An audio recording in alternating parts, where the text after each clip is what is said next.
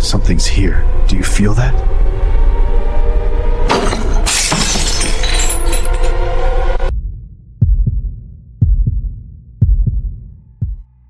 My name is Sarah, and I'm a travel nurse, so I bounce around to different hospitals every few months.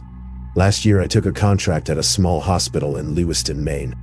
The pay was decent, and I needed to get out of Texas for a while, so I packed up my car and drove north. The hospital set me up in this apartment complex about 10 minutes from work. Nothing fancy, but it was furnished and included in my contract, so I couldn't complain. The apartment was on the 3rd floor of this older brick building. 2 bedrooms, even though it was just me living there. I used the 2nd bedroom as like a home office/storage space for all my stuff. The neighbors were quiet and kept to themselves, which was perfect, because after 12-hour shifts I just wanted peace and quiet. Everything was totally normal for the first month. I'd come home, make dinner, watch some Netflix, go to bed. Standard routine. But then, weird stuff started happening with my phone. I'd leave it charging on my nightstand and wake up to find it on the kitchen counter. At first I thought maybe I was sleepwalking or something, because I've been known to do that when I'm exhausted from work. But it kept happening. Like 3 or 4 times a week my phone would end up in random places around the apartment. One morning I woke up and my phone was sitting in the middle of the bathroom sink. Not on the counter, literally in the sink basin. That's when I started getting genuinely freaked out, because there's no way I did that in my sleep. I started making sure my apartment door was locked before bed, thinking maybe someone had a spare key and was messing with me. Didn't help. My phone kept moving. Then, it escalated. I came home from a night shift one morning around 8 a.m., and all the cabinet doors in my kitchen were wide open. Every single one. I stood there in the doorway just staring because I knew for a fact I had closed them before I left for work. I always close cabinet doors because I hate clutter, and open cabinets drive me crazy. I called the landlord and told him I think someone's been getting into my apartment. He seemed annoyed but said he'd come check the locks. He showed up an hour later, looked at everything, and said the locks were fine and there was no sign of forced entry. He basically implied I was being paranoid or forgetful. I wanted to argue, but I didn't have proof, so I just let it go. The next week I set up my laptop to record while I was at work. I angled it on the bookshelf so it had a view of most of the living room and kitchen. When I got home, I immediately checked the footage. I fast-forwarded through most of it because nothing was happening. Just an empty apartment for hours. But then, at the 6-hour mark, something made me pause. The 2nd bedroom door, which I always keep closed, was opening. Slowly. Like someone was carefully pushing it open from the inside. My blood went cold watching this. The door opened about halfway and then just stopped. For a solid 2 minutes, nothing happened. The door just sat there half open. Then one of my coats that had been hanging on the coat rack fell to the floor. Not like it slipped off. It flew off the rack and landed a good 3 feet away. I watched the rest of the footage, but nothing else happened. The door stayed half open and my coat stayed on the floor. When I worked up the courage to check the 2nd bedroom, there was nothing out of place in there. Just my boxes and desk and some clothes hanging in the closet. But I noticed something I hadn't before. There was this old vent in the ceiling that had been painted over so many times you could barely see the slats. It was right above where I kept most of my stuff. That night I barely slept. I kept hearing these faint scratching sounds coming from the walls or the ceiling. Could have been pipes or mice or anything really, but after what I saw on that video, I couldn't convince myself it was something normal. Around 3 a.m. I heard footsteps above me. Slow, deliberate footsteps walking back and forth. The thing is, I was on the top floor. There was nothing above me except the roof and attic space. I broke my lease 2 days later and moved into a hotel until I could find a new place. Lost my security deposit and had to pay a penalty, but I didn't care. I wasn't spending another night in that apartment. The hospital helped me find a new place across town, and I never went back to that building. Sometimes I wonder what would have happened if I had stayed longer. What else would have moved?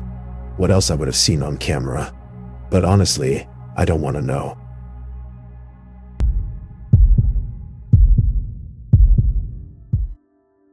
I'm a long-haul trucker, and I've been driving routes across the Midwest for about 7 years now.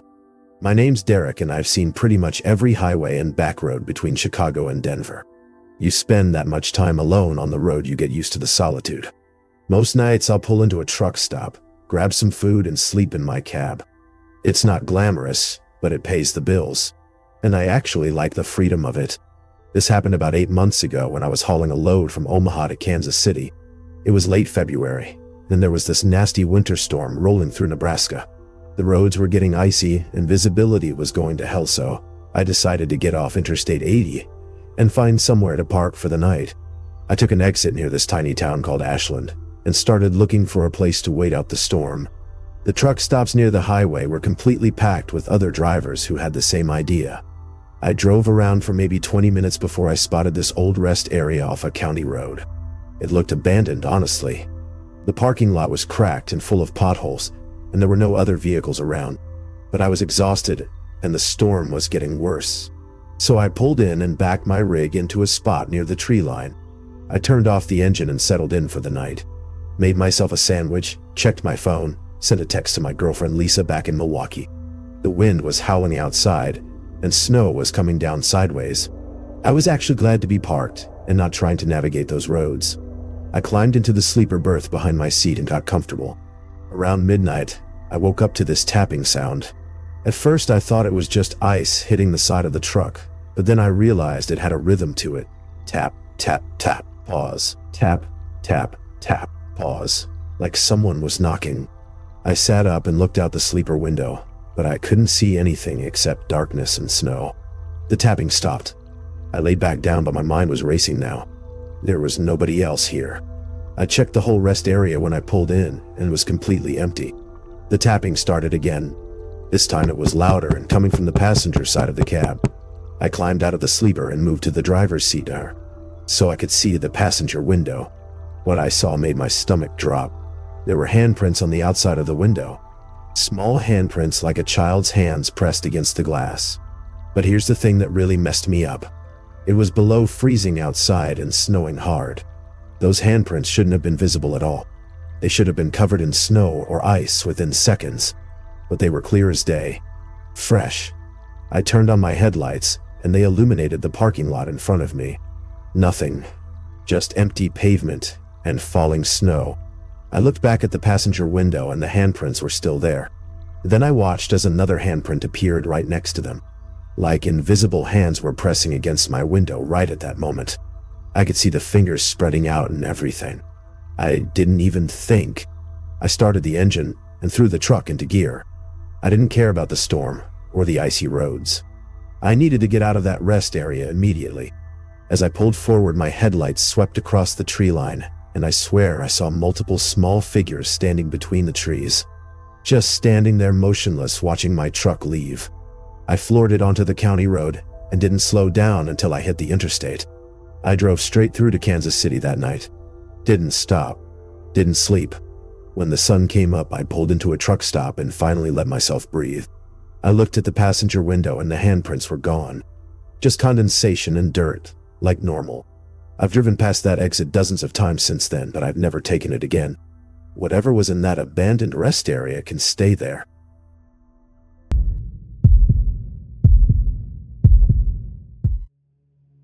My name is Marcus, and I work as a night security guard at a shopping mall in Pensacola, Florida. It's one of those older malls from the 80s that's barely hanging on.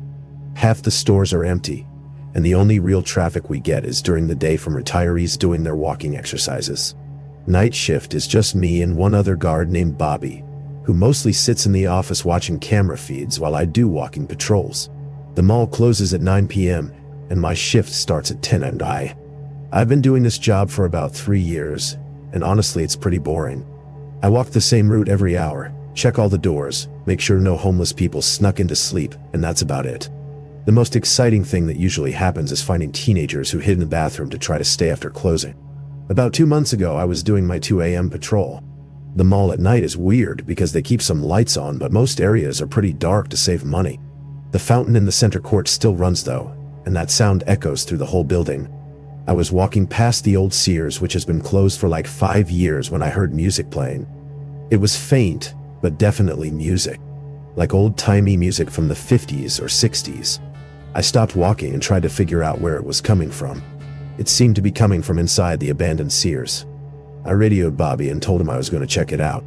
He said the cameras showed nothing unusual, but I should go look anyway. The entrance to Sears was chained shut, but I had keys to get in because sometimes we had to check for leaks or vandalism. I unlocked the chain and pulled open the door. The music got louder. It was definitely coming from inside. I turned on my flashlight and stepped into the empty store. Everything was cleared out except for some old display racks and mannequins that got left behind. The music was coming from the back of the store near where the appliance section used to be. As I walked toward it, my flashlight started flickering. I smacked it a few times, and it came back on, but I was getting that feeling like something wasn't right. When I reached the back corner, the music suddenly stopped. Complete silence. Then I heard footsteps running across the sales floor behind me. I spun around and shined my light, but there was nothing there. Just empty space, and those creepy mannequins staring at me with their blank faces. I got on the radio and told Bobby I was coming back to the office. He asked if I found anything, and I said no, just some electrical issue probably. But as I was walking out, I looked back one more time and I swear I saw one of those mannequins in a different position than before. Its arm was raised like it was waving at me. I reported the music to my supervisor the next day, and he said he'd have maintenance check the electrical systems. They didn't find anything. No speakers, no devices, nothing that could have been playing music. I still do my patrols every night, but I don't go into that Sears anymore unless Bobby comes with me. Some of the other guards who've worked here longer than me say they've heard the music too. Nobody knows where it comes from, and honestly, I don't think I want to find out.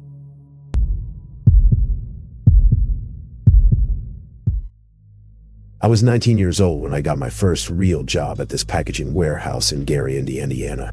The place was massive, like football fields of concrete and metal shelving that went up probably 30 feet high. My shift was 10 p.m. to 6 a.m. because the pay was better for overnight, and honestly I needed every extra dollar I could get. The job was simple enough, just loading boxes onto pallets and shrink wrapping them for shipment. There were maybe 15 of us working the night shift, and the warehouse was so big that sometimes you wouldn't see another person for like 20 or 30 minutes. Just you, the hum of the fluorescent lights, and rows of shelving disappearing into the darkness. The thing about this warehouse that always creeped me out was that only certain sections had lights on at night to save on electricity. So you'd have these bright work areas and then just pitch black sections stretching out in every direction. About 3 weeks into the job, I was working in Section 7, which was way in the back corner of the building. I'm talking like a 5-minute walk from where most of the other guys were working. I had my headphones and listening to music while I stacked boxes when I saw something move in my peripheral vision. I pulled out one earbud and looked toward the dark section next to me. Nothing. Just blackness and the dim red glow of an exit sign somewhere in the distance. I went back to work, but I couldn't shake this feeling that someone was watching me. You know that feeling when the hair on the back of your neck stands up? It was like that, but times 10. I kept glancing over at the dark section every few seconds. Still nothing. I told myself I was being paranoid and needed to focus on my work because I had a quota to hit. Then I heard it. Footsteps. Not regular walking footsteps, but this weird dragging sound like someone was shuffling their feet across the concrete. The sound was coming from the darkness, and it was getting closer. My heart started pounding because there was no reason for anyone to be walking around in the dark sections. Everyone had assigned areas, and 7 was mine alone that night. The shuffling stopped right at the edge where the light met the darkness. I stood there frozen, holding a box in my hands, just staring into that black void. For maybe 30 seconds there was complete silence. Then I saw it. A hand. A pale white hand reaching out from the darkness into the light. Just a hand at first, fingers stretched out like it was reaching for something. My whole body went cold. I dropped the box I was holding and it hit the concrete with this loud bang that echoed through the warehouse. The hand instantly jerked back into the darkness.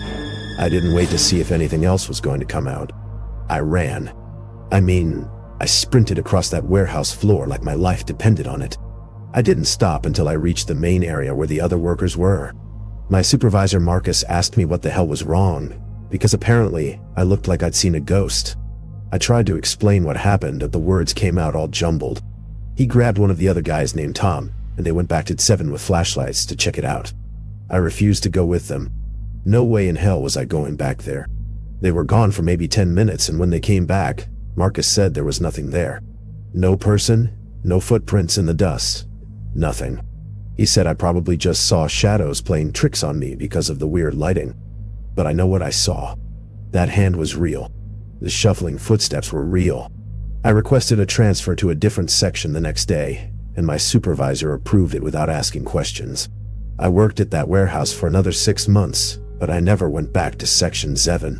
Sometimes late at night when the warehouse was quiet, I'd see other workers glancing nervously toward that back corner, like they felt it too. That presence in the darkness. Whatever it was, it's still there waiting in Section 7.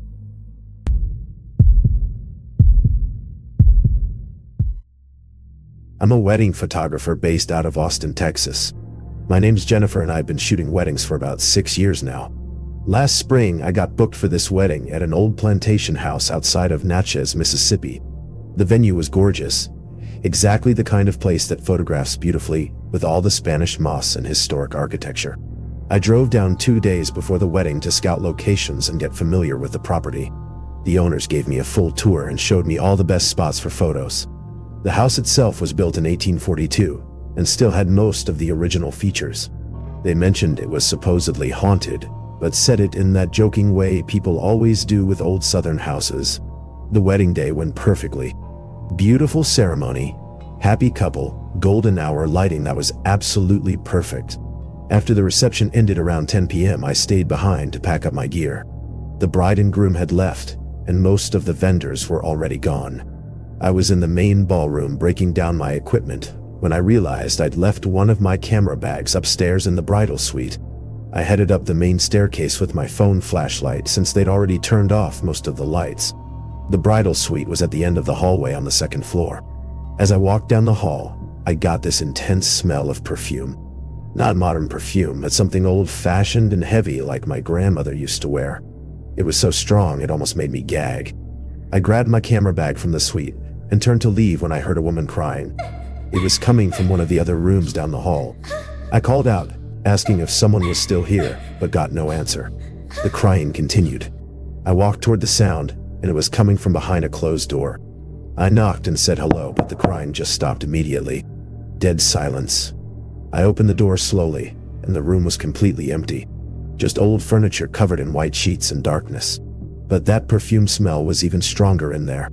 I backed out of the room, and as I did, I felt something cold touch the back of my neck, like ice-cold fingers brushing against my skin. I literally ran down that hallway and took the stairs 2 at a time. When I got back to the ballroom, one of the catering staff was still there cleaning up. I asked her if anyone else was upstairs, and she said no, everyone had left over an hour ago. She looked at me weird and asked if I was okay because apparently I was pale as a ghost. I told her I was fine, just tired, and got out of there as fast as I could. I looked up the history of that plantation house when I got back to my hotel. Turns out a woman died in that exact house in 1867. She was the owner's daughter, and according to the records, she died of grief after her fiancé was killed in the war. They found her in her bedroom, which based on the floor plan was the same room where I heard the crying. I shipped the wedding photos to the couple, but I never told them what happened. And I've never accepted another booking at a plantation house since then.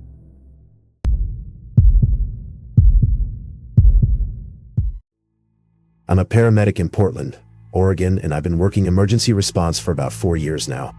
My name is Chris, and I've seen some pretty intense stuff on the job, but nothing prepared me for what happened last October. My partner Rachel and I got dispatched to a call around 3 a.m. for a welfare check at an apartment building in southeast Portland near the Hawthorne district. The call came from a neighbor who said they heard someone screaming, and then everything went silent. When we arrived, the police were already there, which is standard procedure for welfare checks. 2 officers met us in the lobby and said they'd knocked on the apartment door, but got no response. The building manager was on his way with keys. While we waited, I noticed the hallway on the 3rd floor, where the apartment was located, felt unusually cold. I mentioned it to Rachel, and she said she felt it too. One of the cops made a joke about the building having bad insulation, but it wasn't that kind of cold. It was like walking into a freezer. You could see our breath. The manager finally showed up looking annoyed that he'd been woken up at 3 in the morning. He unlocked the door, and immediately the smell hit us. Not like decomposition or anything like that. It smelled like burnt hair and something else I couldn't place. Something chemical almost. The police went in first with their flashlights, and we followed behind with our equipment. The apartment was a studio. Small kitchen area, bathroom, and one main room with a bed and couch. Everything looked normal except all the lights were off and there was nobody home. The officers checked the bathroom and closet, but the place was empty.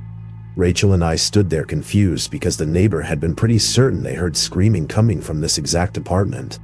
That's when I noticed the mirror above the dresser. There was condensation on it like someone had just taken a hot shower, but the bathroom mirror was completely clear and dry.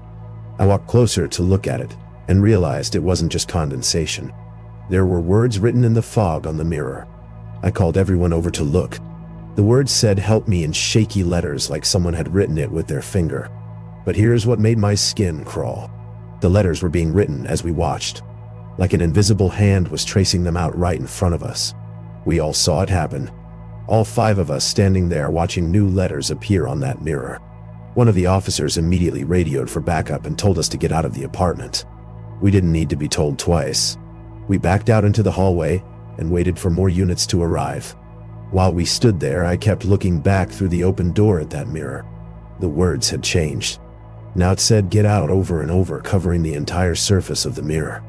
Within 10 minutes, there were 6 more officers on scene. They did a complete search of the apartment, including pulling up loose floorboards and checking the ceiling panels. Nothing. No hidden cameras. No person. No explanation for what we all witnessed. They checked with the building manager about who lived there, and he said the tenant was a guy named Michael Chen who worked night shifts at a hospital and was probably at work.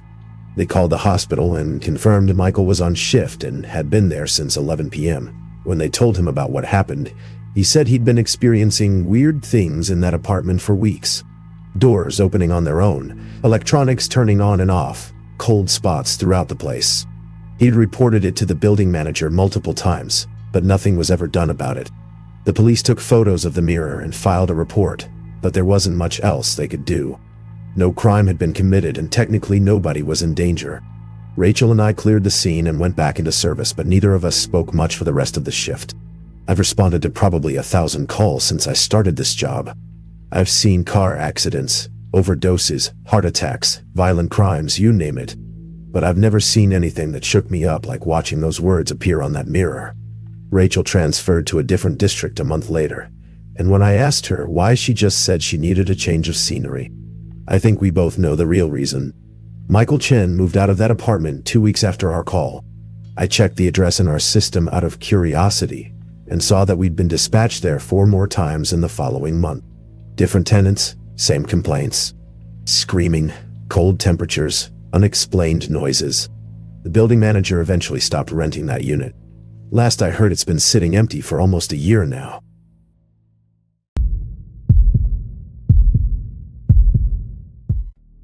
I teach high school chemistry in Boise, Idaho. My name is Angela and I've been teaching at the same school for 8 years now.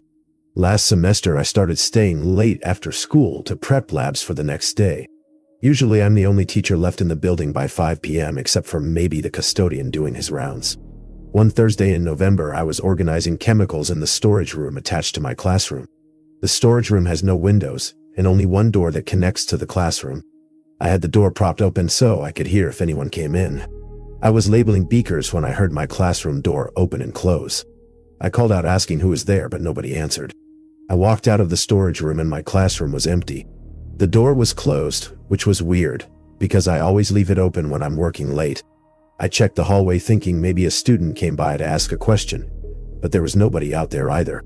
I went back to the storage room and kept working. About 10 minutes later, I heard footsteps in my classroom. Not quiet footsteps, but loud, deliberate steps, like someone walking in boots.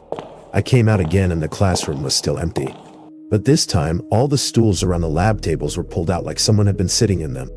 I know for a fact they were pushed in before because I'm obsessive about keeping the room organized. I started pushing the stools back in, and that's when I heard a locker slam shut. The sound came from inside my classroom. But we don't have lockers in the science wing. Those are all on the other side of the building. I grabbed my keys and bag and left. I didn't even turn off the lights or close the storage room. I just got out of there. The next morning when I came in, the custodian asked me why I left all the lights on. I made up some excuse about forgetting. When I went into my classroom, every single stool was pulled out again. Not just a few of them. All 30 stools around all the lab tables were sitting in the middle of the aisles like someone had deliberately arranged them that way. I reported it to the principal and he said he'd check the security cameras. He called me into his office later that day and showed me the footage. The camera shows me leaving at 5:47 p.m. Then nothing happens until the custodian comes by at 10 p.m. to lock up. In those 4 hours, the camera shows an empty classroom with all the stools pushed in normally. When the custodian opens the door, you can clearly see all the stools pulled out. I don't stay late anymore.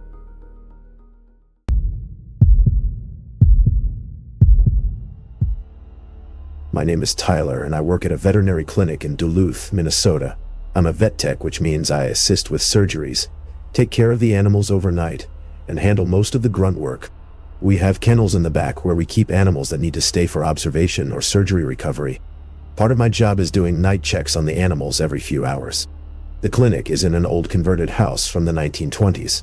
The exam rooms are where the living room and dining room used to be, and the kennels are in what was probably the basement.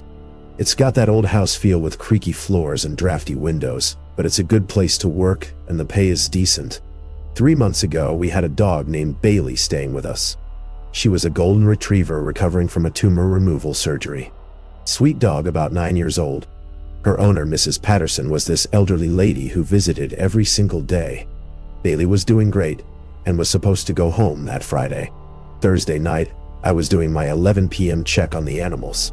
I went down to the kennels and started going through my routine, checking water bowls, making sure everyone was comfortable, giving medication to the ones that needed it.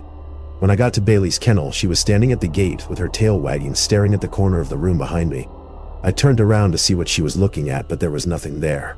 Just the empty corner with some storage shelves. But Bailey kept staring, and her tail was going crazy like someone was standing there. Then she did something that made my blood run cold. She sat down and lifted her paw like she was shaking hands with someone. We'd trained her to do that trick during her stay, but she only did it when you held out your hand and asked her. I watched as her paw moved up and down like someone was actually shaking it. Her eyes were locked on that empty corner and she looked happy. After a few seconds, she put her paw down and laid down in her kennel looking content. I finished checking the other animals, but I kept glancing at that corner. Nothing was there, but I couldn't shake the feeling that something had been. The next morning when I came in for my shift, the kennel supervisor, Lisa, told me that Bailey had passed away during the night. Sometime around 2 a.m., her heart just stopped. Mrs. Patterson was devastated. Bailey had been doing so well, and there was no indication anything was wrong. The vet said sometimes it just happens with older dogs, especially after surgery. I didn't tell anyone about what I saw at 11 p.m., how Bailey had been interacting with something I couldn't see in that corner. But I think about it all the time. Mrs. Patterson's husband had died 2 years before, and she told us once that he's the one who picked out Bailey as a puppy. Maybe he came back for her. Maybe he was there to take her home. I don't know if I believe in that kind of thing, but I saw what I saw. Bailey knew someone was there, and whoever it was, she was happy to see them.